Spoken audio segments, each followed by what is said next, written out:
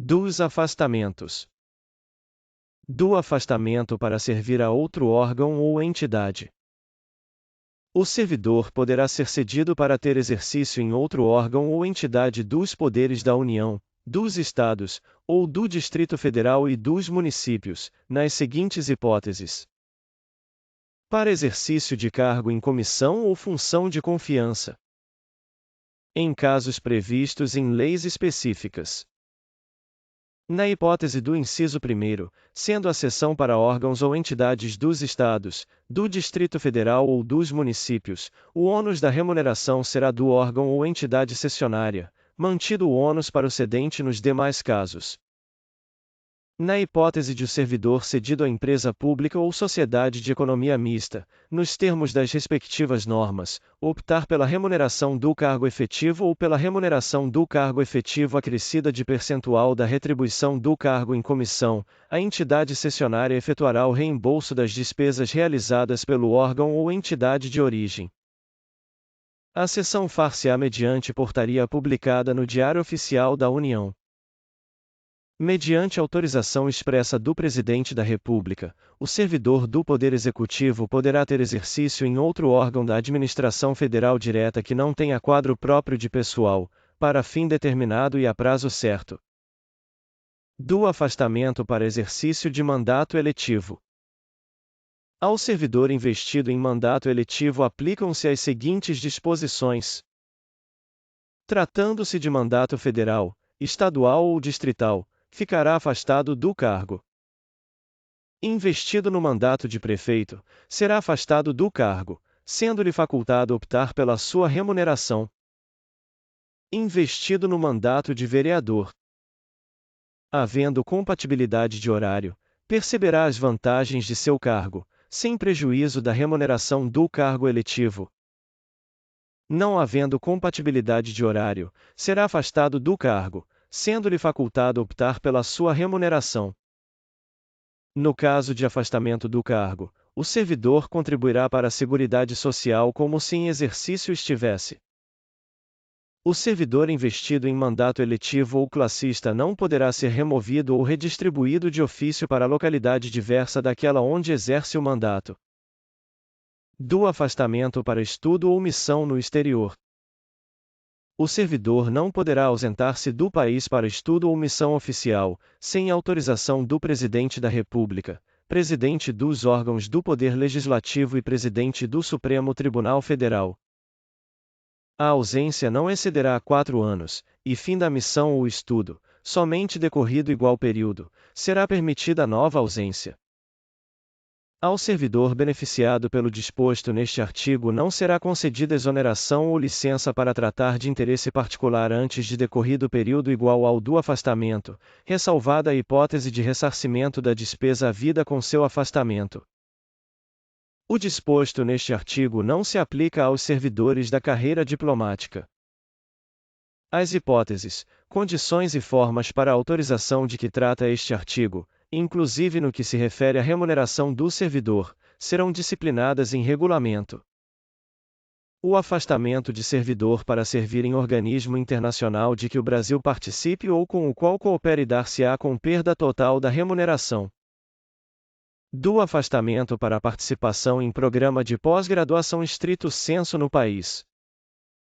O servidor poderá, no interesse da administração, e desde que a participação não possa ocorrer simultaneamente com o exercício do cargo ou mediante compensação de horário, afastar-se do exercício do cargo efetivo, com a respectiva remuneração, para participar em programa de pós-graduação estrito sensu em instituição de ensino superior no país.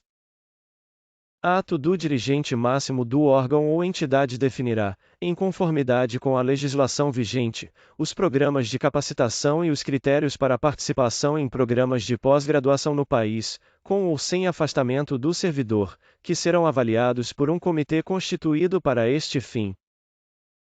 Os afastamentos para realização de programas de mestrado e doutorado somente serão concedidos aos servidores titulares de cargos efetivos no respectivo órgão ou entidade há pelo menos 3 anos para mestrado e 4 anos para doutorado, incluído o período de estágio probatório, que não tenham se afastado por licença para tratar de assuntos particulares para gozo de licença capacitação ou com fundamento neste artigo nos 2 anos anteriores à data da solicitação de afastamento.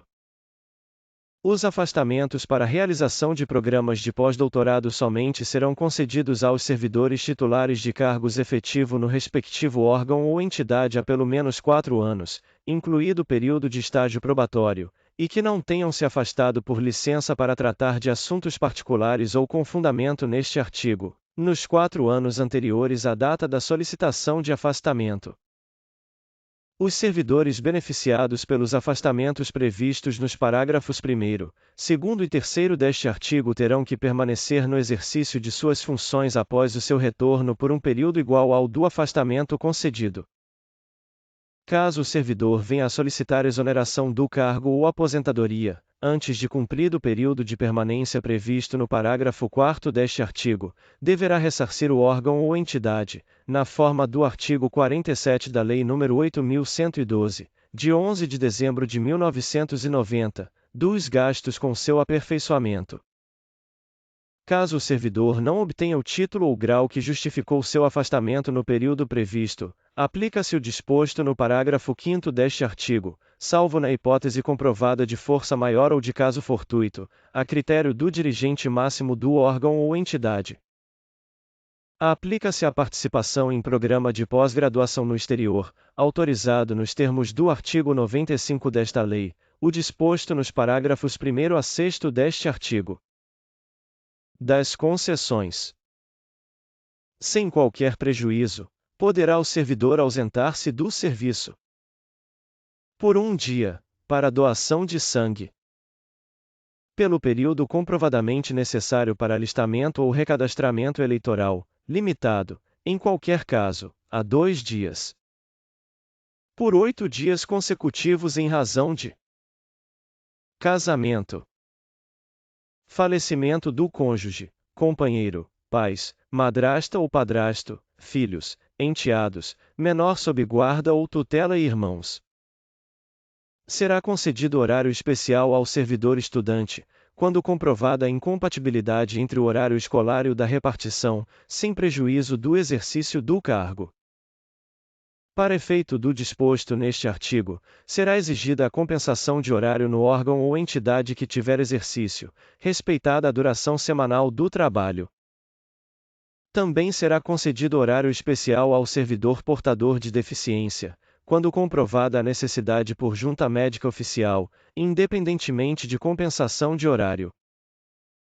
As disposições constantes do parágrafo 2º são extensivas ao servidor que tenha cônjuge, filho ou dependente com deficiência. Será igualmente concedido horário especial, vinculado à compensação de horário a ser efetivada no prazo de até 1 ano, ao servidor que desempenhe a atividade prevista nos incisos 1º e 2º do caput do artigo 76-A desta lei. Ao servidor estudante que mudar de sede no interesse da administração é assegurada, na localidade da nova residência ou na mais próxima, matrícula em instituição de ensino congênere, em qualquer época, independentemente de vaga. O disposto neste artigo estende-se ao cônjuge ou companheiro, aos filhos, ou enteados do servidor que vivam na sua companhia, bem como aos menores sob sua guarda, com autorização judicial. Do tempo de serviço. É contado para todos os efeitos o tempo de serviço público federal, inclusive o prestado às Forças Armadas. A apuração do tempo de serviço será feita em dias, que serão convertidos em anos, considerado o ano como de 365 dias. Além das ausências ao serviço previstas no artigo 97, são considerados como de efetivo exercício os afastamentos em virtude de férias, exercício de cargo em comissão ou equivalente, em órgão ou entidade dos poderes da União, dos Estados, municípios e Distrito Federal, exercício de cargo ou função de governo ou administração, em qualquer parte do território nacional, por nomeação do Presidente da República. Participação em programa de treinamento regularmente instituído ou em programa de pós-graduação estrito sensu no país, conforme dispuser o regulamento. Desempenho de mandato eletivo federal, estadual, municipal ou do Distrito Federal, exceto para promoção por merecimento. Júri e outros serviços obrigatórios por lei. Missão ou estudo no exterior, quando autorizado o afastamento, conforme dispuser o regulamento. Licença. A gestante, a adotante e a paternidade. Para tratamento da própria saúde, até o limite de 24 meses, cumulativo ao longo do tempo de serviço público prestado à União, encargo de provimento efetivo. Para o desempenho de mandato classista ou participação de gerência ou administração em sociedade cooperativa constituída por servidores para prestar serviços a seus membros, exceto para efeito de promoção por merecimento. Por motivo de acidente em serviço ou doença profissional. Para capacitação, conforme dispuser o regulamento. Por convocação para o serviço militar. Deslocamento para a nova sede de que trata o artigo 18. Participação em competição desportiva nacional ou convocação para integrar representação desportiva nacional, no país ou no exterior, conforme disposto em lei específica.